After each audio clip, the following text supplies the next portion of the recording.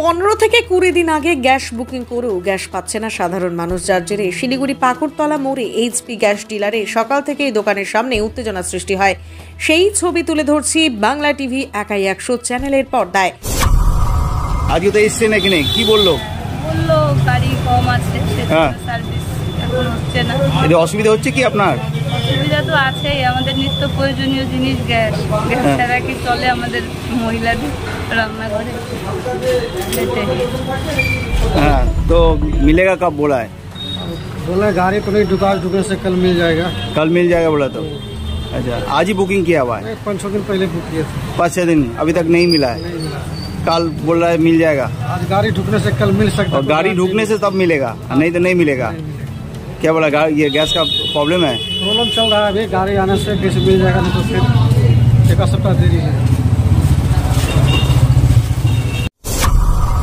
ঘটনায় উপস্থিত রন্ধনিকা গ্যাস সিলিন্ডারের কর্ণধার জানান, এখানে তাদের কোনো দোষ নেই, তারা নিজের ইচ্ছে এসব করছে না।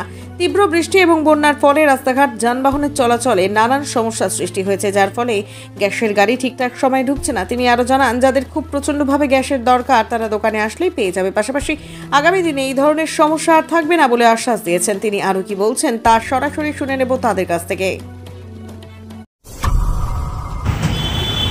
অ্যাকচুয়ালি জেনারেলি যেটা হয়, আমাদের তো সাপ্লাইটা ইস্যু হয় না, কিন্তু দীর্ঘ কিছুদিন যাবত ধরুন লাস্ট মান্থ থেকে একটা সাপ্লাই ইস্যুস আমরা ফেস করছি।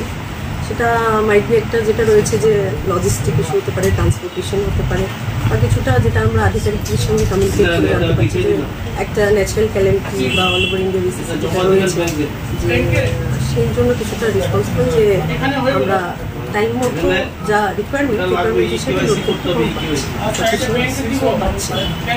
এই মানুষের একটা অসুবিধা এবং এসেন্সিয়াল সার্ভিস এবং এলপিজি গ্যাস, এই গ্যাসটা ঠিক মতো না পেলে বাড়িতে রান্না হবে না, রান্না না হলে মানুষ খেতে পাবে না। এই যে একটা গুরুত্বপূর্ণ এসেন্সিয়াল সার্ভিস, সেটা ঠিকমতো না পেলে তো সাধারণ মানুষ বা শিলিগুড়িবাসী যারা আপনার এখান থেকে গ্যাস সাপ্লাই হচ্ছে, ভয়ঙ্কর অসুবিধে। কি ভাবছেন, এটা কি এটা কতদিন ধরে চলবে? আপনি কি আপনার আধিকারিকের সঙ্গে কথা বলে কি বুঝছেন, আপনি কতদিন ধরে চলতে পারে এটা?